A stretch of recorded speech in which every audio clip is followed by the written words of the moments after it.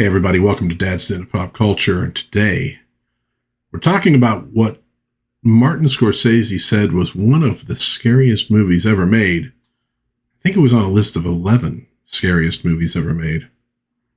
Turn the list all the way up to 11.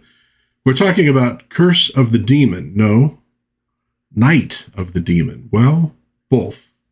Both Night of the Demon and Curse of the Demon. It goes under both names. I think it was maybe wanted for wire fraud and had to take an assumed name when it went over state lines. Either way, we're going to be looking at this horror movie that has some really good stuff in it, and I think maybe a couple things that could have been tweaked just a little bit. So let's take down the poster. Let's bring up some images, and we'll go a little bit before I hit the spoiler sign, but there will be spoilers as we go through this film from start to finish and chat about it. Every time I see that Columbia logo, I'm wishing for a Three Stooges short. Well, we don't get one here. The film begins with a booming voiceover as we look at a hinge. Evil supernatural creatures exist in a world of darkness, and man can call them forth using runes, and cults that do this exist to this day. Bum, bum, bum. Starring Dana Andrews. Now, Dana Andrews did a lot of great films. Ball of Fire, The Oxbow Incident, Laura, In Harm's Way. It's also in Take a Hard Ride that I reviewed on this channel in the past. Good Guys Wear Black, which I actually just recently saw. And, maybe most importantly, he played Ted Stryker in 0 Hour. That's the movie that Airplane was sort of a parody of. So if you want to know the original Ted Stryker, that's Dana Andrews. Also stars Peggy Cummins. Now, she's an Irish actress, really good. I'm a big fan of hers. Probably best known for the movie Gun Crazy. And I think she is the best part of that movie. And here's our official title, Night of the Demon. This movie comes from 1957. It is primarily shot in England. A lot of British actresses, and but we get Dana Andrews from the good old US of A. Screenplay by Charles Bennett and Hal E. Chester, based on the story Casting the Runes by Montague R. James. Now, Charles Bennett did the screenplay for The 39 Steps, great Hitchcock movie, and a lot of other Hitchcock films. Also did the script for Casino Royale, the very first adaptation of James Bond that was done for the TV show Climax. They turned him into an American spy, Jimmy Bond, in that one, but it is the very first time they ever did it. Hallie Chester was one of the East Side Kids, films similar to the Bowery Boys, and there was some crossover between them, a bunch of rough and tumble kids in, the New York City, etc. A lot of great programmers they did of those characters back in the day. I'm actually kind of a big fan. But he went on to do other things, including, producing and writing this film. He also produced The Beast from 20,000 Fathoms. That original story, Casting the Runes, written in 1911.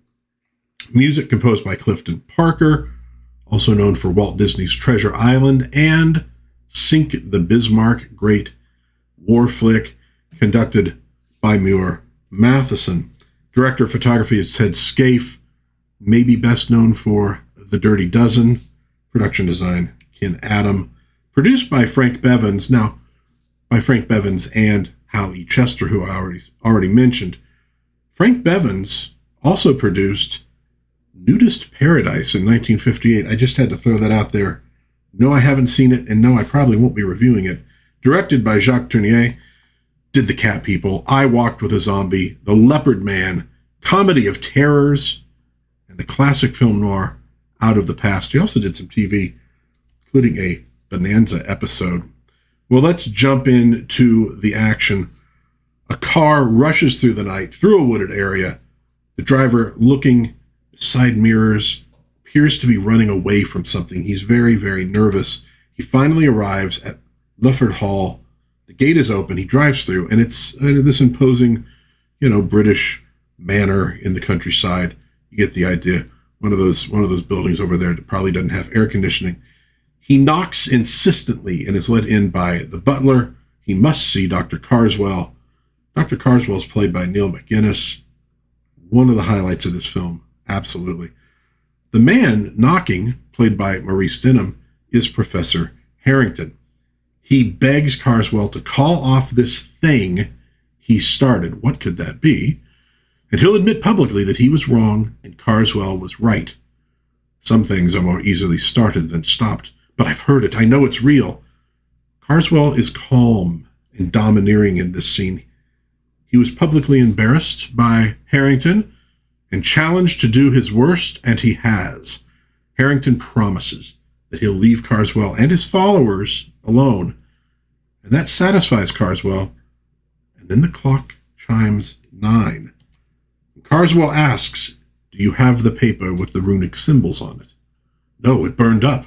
I couldn't stop it." And then Carswell tells him he better go home immediately. Now, you can tell something bad is about to happen. And Carswell doesn't want it to happen in his home. He promises Harrington he'll do what he can. I don't think I'd take that promise seriously. The professor leaves in his car. He arrives home safely. Excellent work on the night scenes by Scaife, by the way. Night scenes can be tricky. He does a good job with them. And as Harrington puts away his car, he hears a noise coming from the woods and witnesses the demon. Okay, this is a big part of the film, obviously. A nice special effect, very effective as it moves closer and closer to him. Kind of reminds me of one of the demons in the old Monster Manual. I can't remember which one it was, but at any rate, Harrington screams. He gets in his car, attempts to escape. But when he backs up, he hits a power pole. His car is surrounded by crackling electric wires. And the demon gets closer. He panics, gets out of his car, and he's electrocuted. And the demon looms over him, and this thing is huge. Reaches a giant hand down to pick up the body and maybe make sure the job is done. And Carswell at home hears the clock chime 10 and knows it is over. He silently throws a paper in the fire. Carswell devil cult expose promised at scientists' convention. Okay. So it's a good start to the film here. But note that already right off the bat, we know who the villain is, and we've seen the demon, and it certainly appears to be real. So this isn't going to be like a mystery film. This isn't going to be one of those movies where we're having to guess who's actually behind it. We're having to guess, is the demon real or is it all in people's minds? It kind of lays it out for you here. Now, I think that's one of the places where you go, well, if you'd been a little bit more mysterious about it, could you have maybe ramped up tension more? I will say, though, that this opening does help very much with the ending of the film. All right. Meanwhile, Indiana Jones heads for... No, it's not Indiana Jones. This is just an airplane flying. They did that back in the old days, even when Indiana Jones wasn't going somewhere. This is going to be Dr. John Holden of America heading over to England for that scientists' convention. He's trying unsuccessfully to sleep, and he's kind of annoyed at this blonde who's behind him. She's busy writing something. She has the overhead light on. That's shining in his eyes. He's kind of tossing and he's kind of turning. At one point, she tries to get up, and his reclined chair is making it impossible. So he has to put the chair up. He's obviously very annoyed. So you get your basic two leads meeting and not liking each other at first. She asks the steward if she can move to a different seat, but it's no go. They're all filled up. Okay. Well, they arrive in England. Cool shot of the airport, and then Holden is met by Professor Harrington's assistant, played by Ewan Roberts. And then two reporters show up asking questions about ghosts. You see, Holden is a parapsychologist, just like Dr. Venkman. The takeaway here is he thinks most of this supernatural stuff is bunk, so he is not a true believer. Sounds like Harrington wasn't a true believer at first either. Meanwhile, the blonde, played by Peggy Cummins, so yes, this is Professor Harrington's niece, is trying to make a call to a number that apparently is out of order. So, outside, Holden is told, finally, that Professor Harrington was found dead this morning outside his home. Now, again, like I said, Harrington's a skeptic like Holden, And this is why Carswell sicked a demon on him. So you can already see where this is probably going. We next see a man who's unknown to us flipping through illustrations of demons in Holden's hotel room. Now, while Holden is showering, the assistant explains how Harrington died in this accident with the pole, etc. No mention of demons there, of course. Now, the unknown man is Professor O'Brien, played by Liam Redmond, who I never remembered to look it up, but I think he might be the dude in The Ghost of Mr. Chicken. Could be wrong on that. So he's been working with Harrington. Now he's going to work with Holden. He was investigating Carswell's phony demon cult. Holden thinks it's all a matter of psychology. The one man they got to come forward out of the cult was arrested for murder and is now in a mental asylum. So they don't have any solid evidence really one way or the other. Under hypnosis, though, this guy managed to draw this. Like I said, I think I know that guy from the Monster Manual. Well, while those two are arguing about the supernatural, O'Brien believes, Holden does not. Professor Kumar of Bombay shows up, played by Peter Elliott, apologizes for being late. And on the question of demons, he believes in them. Absolutely. Okay, that's kind of interesting. We got this scientist convention, but two of the scientists believe in demons. The phone rings, and it's Carswell. Eccentric British demon worshiper shows up a lot in old British TV shows and movies. And he's played very well, like I said, in this one. Carswell suggests that Holden not get involved with this expose of his activities. Holden says, no dice. And he wants O'Brien to get the witness, Hobart, out of the asylum for an examination. The next morning, Holden visits the British Museum so that he could visit their library, do a little bit of research on this whole demonology thing. I love the labyrinth imagery of the library. They did not need to use this shot. I think there was a purpose to it, of showing sort of, tying the modern in with the ancient. You get the idea. Well, Holden, once he gets there, discovers that the book that he really needs is not available. It's a 400-year-old book, and it is missing. And as the librarian leaves, Holden is approached by Carswell, who tells him he has a copy of that very book. He acts in this very friendly manner here. It probably won't last. He invites Holden to his home, and he replies, I might take you up on the offer if I can't find what I'm looking for at the library. And he makes sure, though, that this kindness is not going to sway him on his opinion of the bogus nature of this stuff and etc. It's not going to stop the expose. Thank you, but, no thank you. There's a moment, though, when Carswell leaves that he accidentally knocks Holden's papers on the ground and retrieves them for him. What could that mean? Holden, returning to his studies, finds this card slipped into his papers. In memoriam, Henry Harrington, allowed 2 weeks. Allowed 2 weeks. What does that even mean? And as Holden turns to see where Carswell's gone, we see Carswell sort of fleeing down this dark corridor, looking back furtively. But the image looks wavy, and when we see Holden, we see that he feels a bit off, like there's something going on. He asks the librarian if he saw the man. He says he didn't. And when he looks at the card again, there's no handwriting on it. So we next see him at a chemistry lab. It's been tested. There's nothing on the card. There are some more tests he can run. So Holden's going for the scientific approach on here. He's not at this point assuming there could be something supernatural going on. The next scene takes place at the funeral of Henry Harrington. It's a viewing. And here Holden runs into the woman from the airplane who he discovers is Harrington's niece, and she wants to speak with him. So her name is Joanna. She meets him at his hotel that night. There's an interesting bit here where he mentions feeling cold, and she says, well, that's actually rather hot. So, okay, something seems to be happening to Holden. Holden's going to be the last person who will ever believe this, though. So she thinks he is genuinely in danger and should drop this investigation. She found her uncle's diary. Okay, I'm going to now bring up ye old spoiler sign as we move forward, so just be aware. So she says something unexplainably horrible happened to her uncle, and reads a passage from the diary to Holden.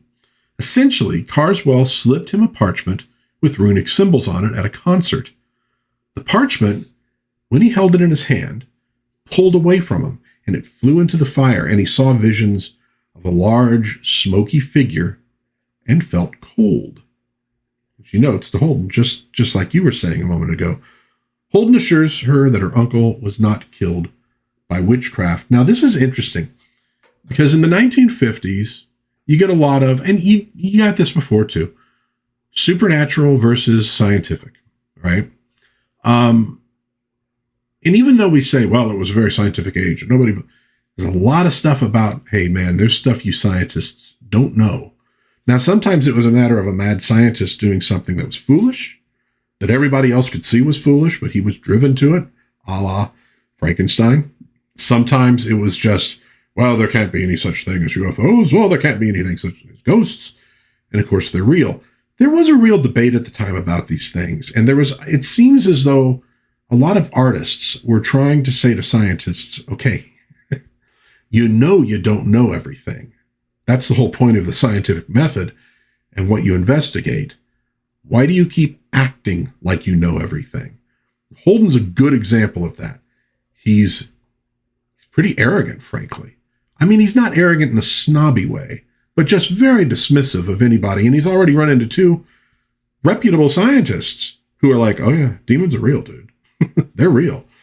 So he's going to be, most of this movie is going to be convincing Holden that there's something going on here and he better be careful. And there is a good line here because he says something, this is childish. Now, Joanna is a kindergarten teacher. She says, well, we could learn a lot from children. They believe in things in the dark until we tell them it's not so. Maybe we've been fooling them. And she's pretty pissed off about Holden's dismissal of her. Doesn't like to be treated that way. Holden he'll piss a lot of people off during this movie. Well, as she's about to leave in a huff, Holden gets a call from the chemist. He says, no, there's definitely no chemical that's ever been used on that card. All right, so where was the writing? What happened? What was happening? The scene ends with Holden asking Joanna if she might show him to Carswell's place tomorrow. He wants to borrow a book, and he has a few questions. Well, they arrive the next morning to find several cars parked at the hall, and they hear children playing.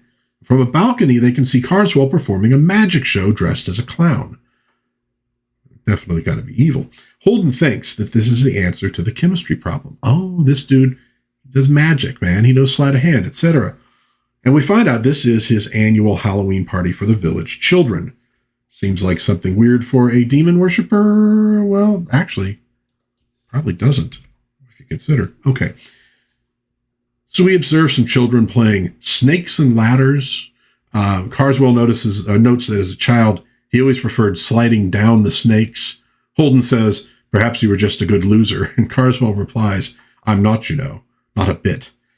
He actually reminds me a little bit in this movie of a sort of supernatural Bond villain. The way he talks, the way he communicates, really, really well done. One of my favorite parts of the movie for sure.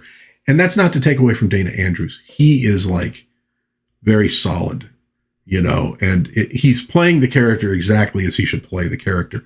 Unfortunately, it's not as fun a character. That happens a lot when you're playing the, straight man to all the more over-the-top villains and something. Well, they walk and they discuss witchcraft. We get another line from Carswell that I liked. But where does imagination end and reality begin?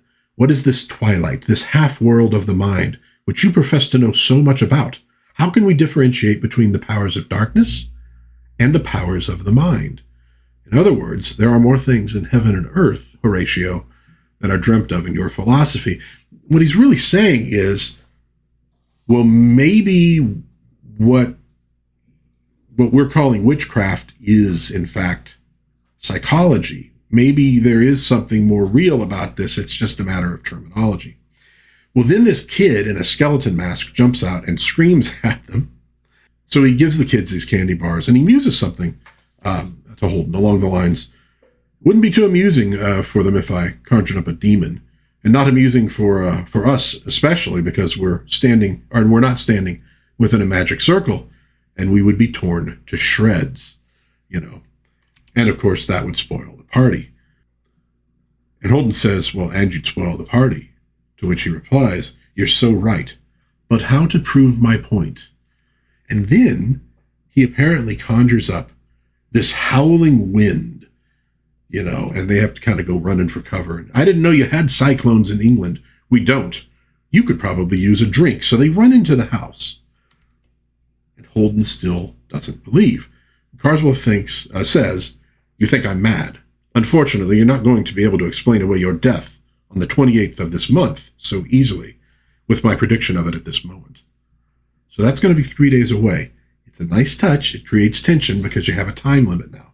So he's telling him straight out, buddy, you're cursed. I'm laying it out for you right now. You're going to die in 3 days. Again, Holden's seen some weird stuff. Absolutely 100% will not believe in it. Well, Carswell leaves this very smug Holden, and he goes into the other room and finds his mother showing essentially the Necronomicon to Joanna. Something here about Klaatu Barada. No, anyways. So she tells Carswell she's interested in the power of runic symbols, and he assures her it is in the book, but unreadable, entirely in cipher. He suggests that Joanna and Holden should now leave. And then he sort of has it out with his mother for showing off the book. And you can tell his mother is a little nervous dealing with him. She's a little frightened of him. So he tells her, you get nothing for nothing. What he's talking about is the house, the land. His followers pay for all of it, and they do so out of fear. And he does what he does out of fear also. And she says, but if it makes you unhappy, give it all back. How can you give back life? I can't stop it. I can't give it back. I can't let anyone destroy this thing. I must protect myself, because if it's not somebody else's life, it will be mine. It's a good scene, and it creates some interesting dynamics between the characters. Takes a character who looked very powerful and very self-assured a moment ago and shows some weakness. A weakness that it's hidden from his targets, but we now know it's there. He's not exactly in control of this whole situation. He's got like a tiger by the tail. Well, Holden and Joanna arrive at his hotel. We get a little more conversation between them. He notes that, she hasn't spoken in like half an hour, and her reply, why bother? It has no effect. She can't believe he's not reacting to only having 3 days to live. Oh, I'm not all that brave, but I'm not all that gullible either. He wants to know when he can see her again, asks her to dinner. She agrees, and she mellows a little bit. But you can see, man, he is not budging from his position at all. Now, there's some good shots in this movie. It hadn't impressed me up to this point as being, fantastically shot. But, it gets the job done. And like I said, there are some nice shots, and this is one of them. The long hall with the shadows, there's, of course, creepy music. And then there's a noise, and it's a noise we in the audience have heard, but Holden has not. Very suggestive of what's happening. But when the door opens behind him, it scares him. Turns out to just be Kumar and O'Brien. And they go into Holden's room for a nightcap, and he lectures them on mass hysteria and suggestion. O'Brien doesn't want to argue with him either. There's just no point in arguing with a man who is convinced he is right. Now, Kumar, during the scene, refers to alcohol as the devil's brew, and O'Brien, taking a drink, remarks, the devil has something here, most pleasant, to which Kumar replies, the devil is most dangerous when he is being pleasant, which draws Holden back to Carswell and his earlier manner. Holden also talks about a strange tune running through his mind, and he kind of hums it for them, and O'Brien recognizes it as an old Irish folk tune about the devil, and Kumar recognizes it as something very similar from his country. Okay, so the evidence that something's going on is building and building and building. They speak for a moment about the convention schedule and, who's going to be speaking when. And O'Brien notes that the date book has all its pages torn out after the 28th. Now, this does disturb Holden, but you can imagine not necessarily because of something supernatural. The next scene takes place the next evening. Remember, we're on a countdown to his death. So this is the next evening. At dinner between Holden and Joanna, the power is out. It's chilly. Should be a little romantic, but not really. She shows him a book of her father's, Rime of the Ancient Mariner. He underlined a passage about being followed by a fiend, and he scribbled a note on the next page. He also found all the pages of his desk calendar torn out after October 22nd, the day that he died. And Holden thinks Carswell is playing more of his tricks. He still refuses to give in to fear. There's a good line here. If Carswell is so all-fire powerful, what is he afraid of? And Joanna says, I wish I knew. Now think back to Carswell's conversation with his mother. What's he afraid of? In other words, maybe he's not really powerful after all. Maybe he's just a fake or a phony, a con man. She's kind of thinking, well, maybe he actually knows a whole lot more than we do, and that's why he's afraid. It can be played both ways. So they discuss whether Carswell ever passed a parchment to Holden on which the runes could have been inscribed, and he remembers him handing him his papers at the library and fetches his briefcase just in time for a loud thunderclap outside. And sure enough, there it is. And it flies out of his hand right toward the fireplace, catching on the grate, and it's unable to get to the fire. As they kind of stare at it, it's finally retrieved by Holden after it sort of falls, to the bricks, and he puts it in his wallet. Now recall, the same thing happened to Harrington, but his parchment burned, so there was no way the curse could be lifted. Holden has a possible chance. The next morning, he heads out to the Hobart farm. You remember Hobart is the man in the insane asylum, to speak to the wife of Hobart and to get a release so that they're able to question him. He enters, and the entire family assembles slowly. It's another nice shot as these people all come out little by little. Holden asks to examine Hobart, expresses that there's no proof he was a killer. They disagree. He was chosen and passed it on to another, a brother of the faith, a true believer. It's a pretty good creepy scene. Well, she signs the release papers and bids him to leave, and as he does, he pulls out his wallet to put the papers in, and the runic paper slips out and tries to fly away, and they know he has been chosen. And then everything kind of goes wavy again. Ooh, okay, so is the demon present? Is that what this is? When he finally leaves, the door slams, and he sees this symbol on it. Very nice, very nice. Holden heads then to a hedge. Holden hears a hedge? No. And compares the runic symbols on the parchment to those on the standing stones. We finally see him arriving at a house at night. Joanna is waiting in her car. She sent him a note, apparently, to meet her there, and she's not sure what to expect. She promised Mrs. Carswell she would take him to this place because she wants to help him out. Now, after they knock on the door, Holden says, after today, I must confess, there are a few things I don't know. Okay. So he's maybe loosening up a little? Well, don't get too excited about it. So they're greeted by Mrs. Carswell. She wishes him to meet Mr. Meek, played by Reginald Beckwith. Mr. Meek is a medium. They're going to have a seance. And he's like, oh, God. It's an odd scene that Holden has tumbled into, and he's not thrilled about it. But it gets intense when Mr. Meek begins having conniptions, and then he starts channeling people. First an Indian chief, and then Mr. McGregor. And his voice changes greatly with each of these. It certainly doesn't sound like a man just doing different voices. McGregor invites Joanna and Holden into the circle, and then he channels this little girl and speaks in her voice, again, very weird, and then he channels Joanna's uncle, Professor Harrington, in his voice. And Harrington, through the medium, tells Holden he can't fight it. It's too strong. You must give up the investigation. Carswell has translated the old book. The answer is in there. And then he reenacts Harrington's death by the demon. Okay. So Holden, at this point, though, he storms out. This has got to be a fake. Mrs. Carswell's working with her son. It's all a plant, etc. Mrs. Carswell runs out after Joanna, but she's intercepted by her son, Carswell, waiting in the car. And she seems cowed by his presence. So she's trying to stop what's happening. She genuinely is. But not having a whole lot of luck. Well, on the way to his hotel, Holden is incredulous. It's all fake. It's all staged. Joanna reminds him that tomorrow is the 28th. She asks if he would change his mind if Carswell really does have a translated version of the book. And he says it might. So she declares she's going to Carswell's to find it. Well, they drive back to Carswell's.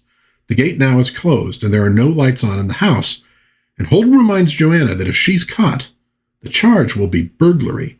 But she insists that Carswell's mother said he was out. Holden doesn't trust the old bird. But here Joanna confesses she hopes to be proven wrong here, that this is all just a hoax designed to scare Holden from the investigation. And this admission hits Holden a bit. Okay, clearly she has some feelings for him. He tells her he'll go in and check things out. In fact, he always intended to do that. He wasn't going to let her burglarize this house on her own. So we get a spooky walk through these woods. And when he gets to the manor, he spies a second-floor window that's open and he climbs up. And as he climbs, he hears dogs howling and barking. But it cuts off really suddenly. Continues to climb. He gets in. Starts walking through the dark house. And as he gets to the top of the stairs, a light appears, unnoticed, behind him. He's not alone here. He continues down, and when he reaches the bottom, we see a hand grasp the banister above. This figure is following him silently. He heads into the room that we saw him in earlier. And then a cat. What does it mean? It means a cat. So Holden searches the bookshelves, and he finally finds what he's seeking on the desk. And it's opened right to it as well. That should be a little bit, suspicious. 2 pages are missing, and then the doors slam, and the cat turns into a leopard and attacks. No, seriously, that's what happens. Obviously, upsets him just a little bit. As he picks up the fireplace poker to strike this leopard, he drops it. It's hot, and he does this just as the lights turn on, and Carswell enters. Holden says the poker was red hot, but according to Carswell, it is not, and of course, the leopard is gone as well. Holden claims he was attacked, and Carswell assures him it was just a minor demon he uses to guard the room. Nothing like the real thing that's coming for him. Very pleasant, very matter-of-fact. Holden will die tomorrow. As Holden leaves, Carswell warns him against going back through the woods, as it might be very unpleasant, but Holden insists he has only one superstition. He leaves the way he came. He simply cannot bring himself to believe anything Carswell says. So as Holden walks through the woods, we hear the normal forest kind of nighttime noises. He stops, he watches as the clouds obscure the full moon, and then he runs into this low branch and has a moment of fear. Looking over his shoulder, though, we see, and maybe he sees as well, footprints appearing in the soil, smoking footprints. This movie does not overdo it on special effects, but what it does very well and uses very effectively. And then a glowing sort of sphere of smoke appears in the sky above him, and it chases him through the woods. It grows closer and larger, and then Holden trips and falls. And when he looks back, convinced this thing's going to be right on him, he sees the thing receding into the sky and growing smaller. What do you say now, Mr. Logic? Well, Holden and Joanna go to the police. But the cops don't buy it. Thinks you just need some sleep, some rest. You're going to be fine. And it's funny to see him confronting people who react to things the same exact way he does. Well, one of the detectives goes in to discuss things with his superior. And he does point out that, well, the same thing he's describing did actually happen to Professor Harrington. He did die on the date that he was, told he was going to die. But back in the other room, Holden and Joanna are chatting by the window, and Holden is now angry at himself for not realizing that what Scotland Yard was bound to say to him. He's always defied superstition as when he was a kid. Nothing ever happened. He's studied superstitious fear his whole life. He's now decided that the thing in the woods was a hoax set up by Carswell. And naturally, this pisses off Joanna, and she bids him a good night and leaves. Holden leaves as well, telling the other detective, this is just all a bad Halloween joke. Well, the next morning, he's breakfasting with Kumar, O'Brien, etc. Holden wants to wrap everything up this day so he can get back to the States. Hobart has been released for the questioning by them, and he'll be here soon. And he receives a call from Mrs. Carswell, and he refuses to take it. She's been calling all night for him. He's done. He's absolutely done with this. So she calls Joanna. She thinks she's found another way to help Holden. She tells her that one other person knows the secret of the parchment, Hobart. Oh, this evil must end, she says, and as she's saying it, Carswell is descending the stairs behind her. She hears him, quickly hangs up the phone, and she weeps at what her son is involved with. Joanna leaves the house, ostensibly to take this message to Holden. Seems to feel as though she's being watched. She gets into her car, begins to start it, and then a figure emerges and nabs her. The ambulance arrives with the catatonic Hobart, and he is wheeled into a room where O'Brien is going to hypnotize him in front of an audience. He's injected with this chemical stimulant. He awakens screaming, tries to flee.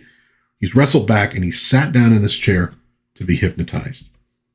Under hypnotism, we learn that Carswell's Order of the Believer teaches that evil is good and good is evil. That's basic Satanism. O'Brien brings him under hypnosis to the Night of the Demon. Not this movie, but the one that was in the... Okay.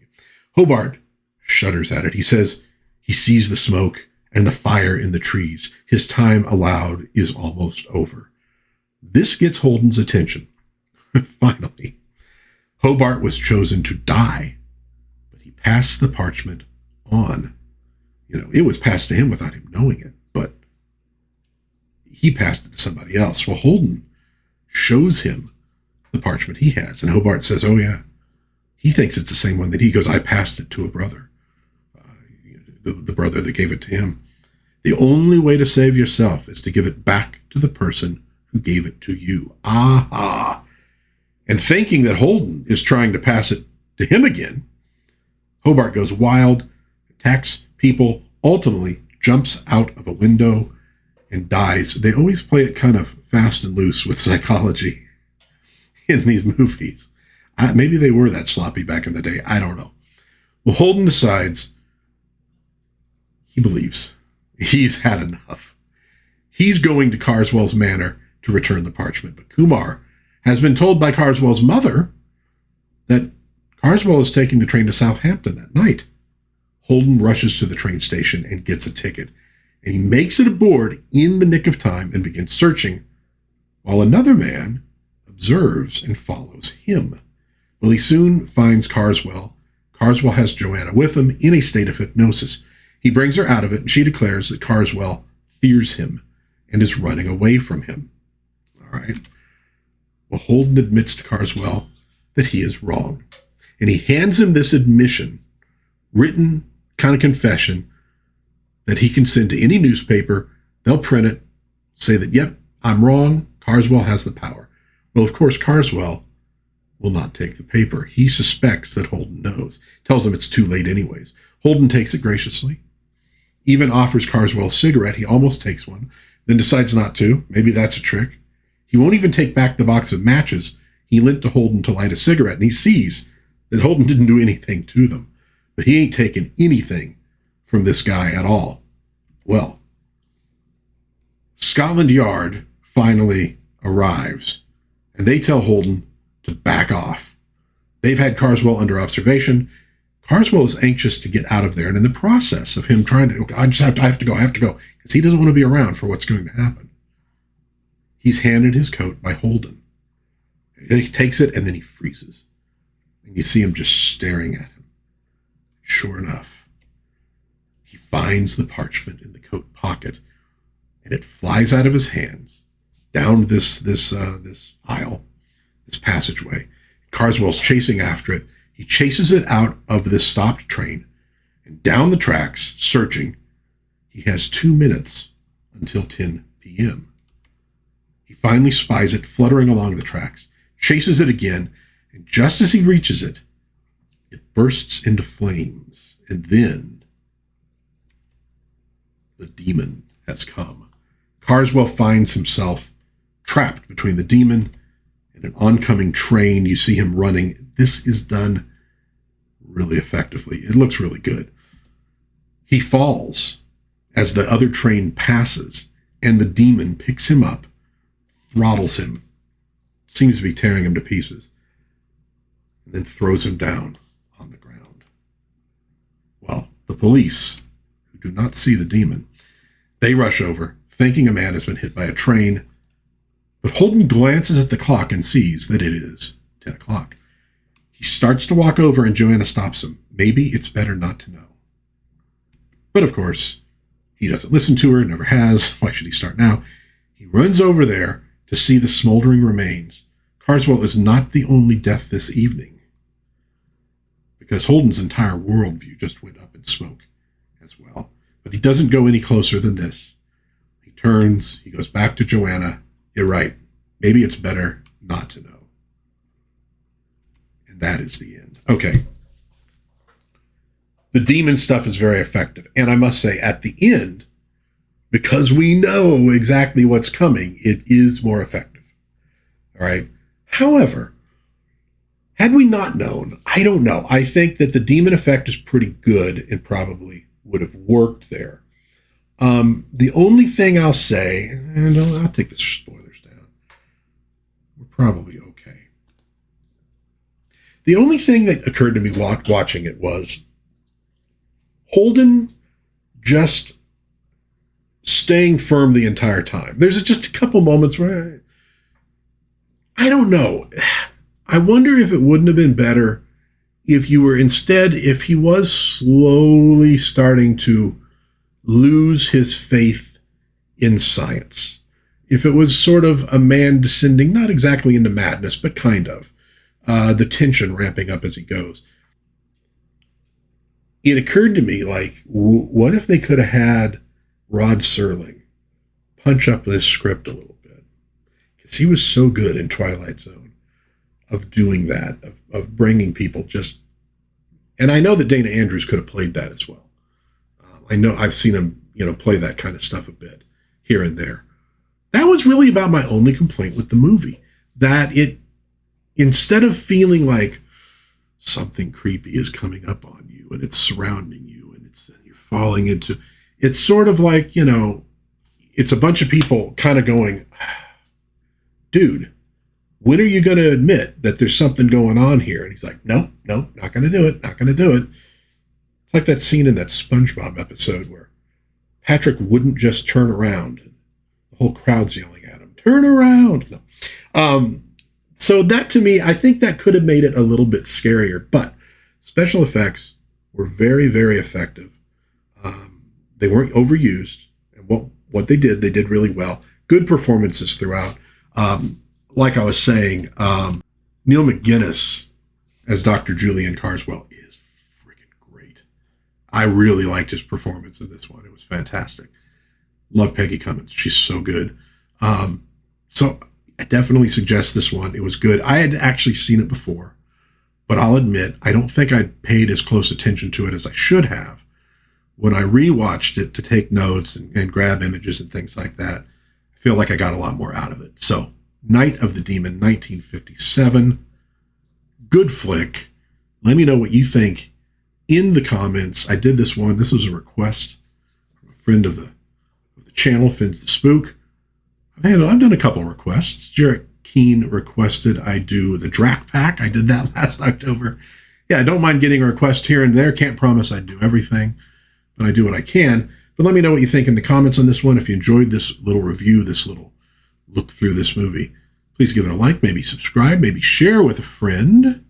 Have a lot of good horror movies coming up this October. Going to be doing a bunch of werewolf movie reviews. So look for that in a couple months here. Is it a couple months? Boy, it is. 3 months maybe, but still pretty soon. But until next time, God bless everybody. Please be kind to one another. Have a little bit of fun. Watch Night of the Demon, or if you prefer, Curse of the Demon. And I will see you hopefully again soon in Dad's Den of Pop Culture. Bye-bye.